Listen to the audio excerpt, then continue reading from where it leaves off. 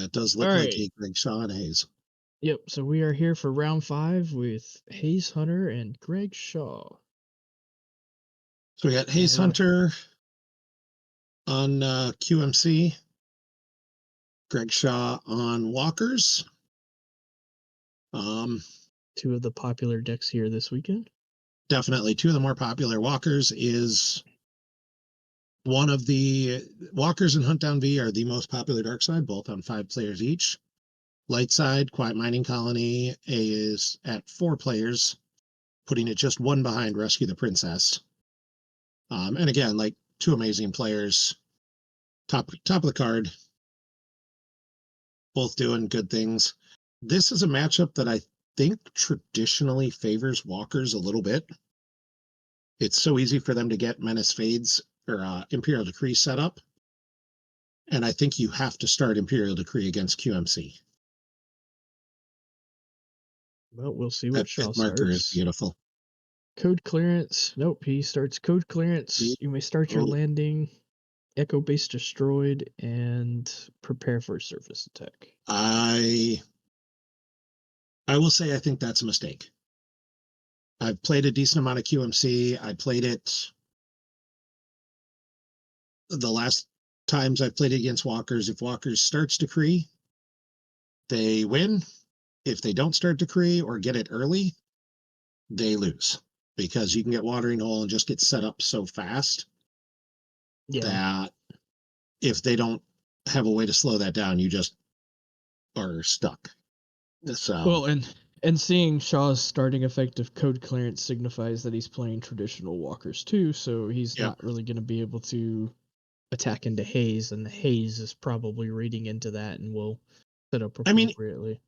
In theory, so the one thing I've seen done with this once you get flipped is you start attacking in with code clearance, because you get that bonus to attrition and all your guys forfeit for 1 million. So you're just like, fine, I'll go attack you. I'll lose 1 guy. I'll cost you 2 or 3 potentially. And but block the QMC drains is and do stuff. 5 aliens by that point, and QMC can be resilient. It could be a struggle. I think I probably would have started Decree over Echo Base Destroyed. Well, you got the force push, so you should be able to find Decree. Yeah, and that's going to be the kicker, is he definitely needs to get Decree, and this is where you just use force push and like, I don't care what I have to give up. Like, Decree is the most important card in the deck right now. Yeah. And we see Greg doing the, you may start your landing pull. And Hayes has already said, all right, well, I got a grabber and I got the deploy free shield. Yep. And it looks like it is a Japanese Walker Garrison, which is kind of awesome. Greg and grab Veers and a general or admiral. Snozzle and Veers. Yep.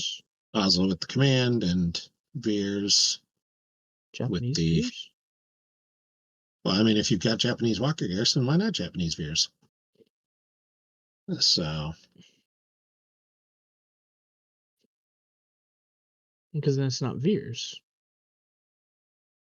So interesting. It looks like Hayes already grabbed with Belden's Eye.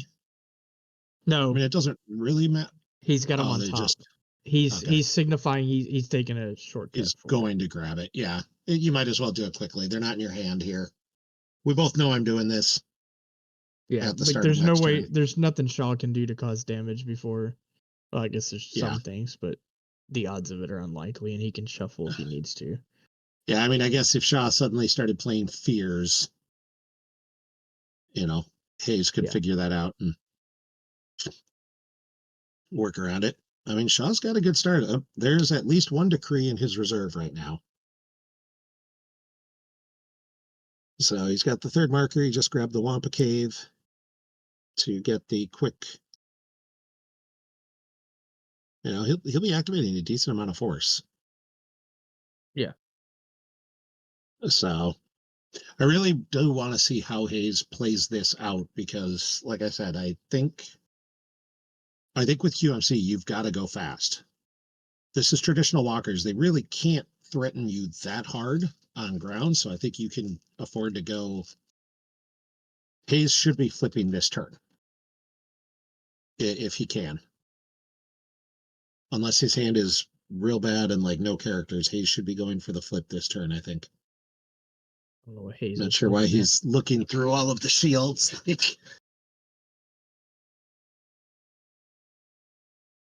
Not sure where he was going with that, but okay. Yeah, and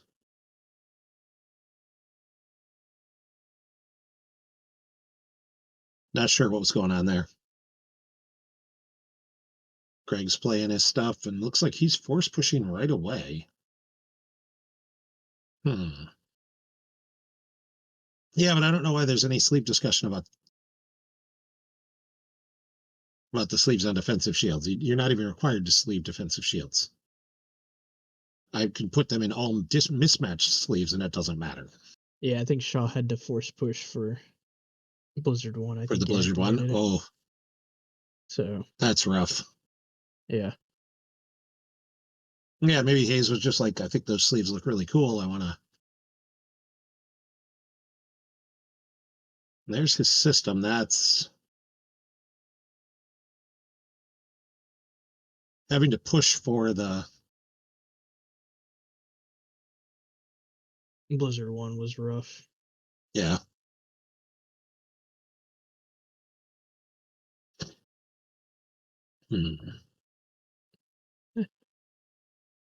Good replacement draw. He was able to put Image of the Dark Lord back and draw into Tarkin, so that's a plus. For sure. Let's put back a 6 you can't use and get a character. Always a good. And that's why you want that Echo Base destroyed. I just think that of those effects that you're either not starting Echo or you're not starting Code Clearance to make sure you get Decree. Yeah, and Hayes just seeing what else is in there. Clearance for Decree, but that would have been the other option, and I wouldn't have hated that. I would have started Decree no matter what. Like, that's at the end of the day, that's where I'm at. So Hayes drops looks like it's the upper gallery. West gallery. Is it upper? I thought it's west. It's a gallery of some sort. It's a 2/1 drain -1 location. That's all it is. And Hayes had, I think, he had the docking bay and the other 2/1 in there. So if he flips, he will have a location floating around. And he plays the. But he is going to flip. Incinerator, which is a pretty common. Yeah, he's got to pay for Hark, and there's a free Yoxkit. Like, he plays the Incinerator. That's a card you're starting to see a lot more of in QMC because it's a very risk-free location. That's a great opening hand for Hayes. Oh, that's real good. But which character is he going to drop down? Or is he just going to leave them? Interesting. No, you might as well drop someone. I can't imagine not dropping someone down. The debate would be, does he want to go for... I'd probably... okay, wow. Like I would have contemplated just throwing Leia down just to get the flip. I don't love... He's going to be able to get the sight next turn. And then flip as well. Yeah. And I think Hayes is, taking the risk of, I can bluff that I've got something because nobody in their right mind is going to drop Yoxit to sight without any sort of protection. Yeah. Although I don't see a lot in Hayes' hand. Oh, no, Hayes has nothing. Like, if Shaw battles into Yoxit, then Hayes would be in some trouble, but he's basing the fact that Walker's probably isn't doing that on turn 2. Yeah, and that's really the thing is, like, the worst thing, I mean, the best thing Greg could have to go after him and be like, does he have Vader and Tarkin? And says, okay, let's go for this. But, like, I don't think you want them that early, and I definitely don't think you care about having them at the Incinerator. So I think if Hayes has nothing, yeah. If Hayes has something, well, no. Okay, so he's going the other way and says, all right, I'm going to go after Hark. Heart. like And this. this play I like a lot. This is part of why I think if I'm Hayes, I'm like, oh, Yeah. and there's Lando for the big forfeit. This is why, as Hayes, I would have prioritized making sure I got the flip. Yeah. Because like giving this up is just. Yeah, this was the risk that he took to not flip. It was If Greg top decks well here, this could be real bad. Yep. I think Greg's deciding if he wants to put somebody down or what he's doing. So he's using Echo Base destroyed. Echo Base to, I think, drop Tarkin over there too. Yeah, he wanted an extra force. Yeah. Because he's still got to pay to move the walker as well. Yep. Or he's not going to have enough to pay to move the walker. I think you just say okay and. No, the walker moves from free from the marker. Oh yeah, that's right. It's the fourth marker. So he battles there. And I believe Lando's the leader, so he should get an extra destiny with Tarkin, I believe. Oh.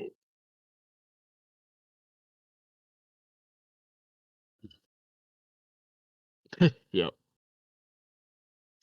Oh. Yep. That was unfortunate. All right. That's okay.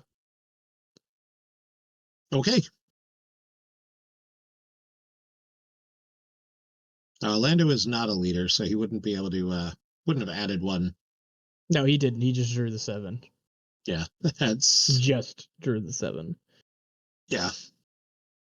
That's unfortunate. Like I think Hayes went too light. And he took a line he took a risk. He took a risk in a matchup where he's probably not favored. Yeah. Like he's worried that Shaw's going to set up Decree and he's just going to eat a bunch of damage, so he's trying to take a risk. I think I think the here's bluff the thing. was a bigger risk. I think if he'd have gone Leia to her hut for those 2 instead of drawing and getting the flip and then being able to grab something. When Hayes looked through his deck for that site, he knows exactly almost what's in his force pile. Like, yeah, every card. So if he does, to me, it seemed like he had something there that he didn't want to risk missing on, and then he missed on it and thought he should save 3 to bluff something. And, when we could see his hand and it's like, oh, he has nothing. Like, yeah, no, that was a little unfortunate. I expected that to go. I did not expect Hayes to take that risky of a line and Greg to be able to punish it. Like, I don't think either of us were expecting the Hayes is going to get jumped in space. No. So, and I don't know what's Dan's Twitch. Do you know? Because we have another stream. D Tartag 1, which is offline right now. Oh. Well, then I don't know. I guess they're just recording it then. Apparently. Well, I guess we've got. I guess we're taking a little break. Yeah. we got a while, folks. Yep. We'll be back for round 6. Round 6 shortly. That was. Well, it probably won't be for another 30 minutes. Yeah. Shortly is a relative term. We'll be back for round 6 before it starts. So.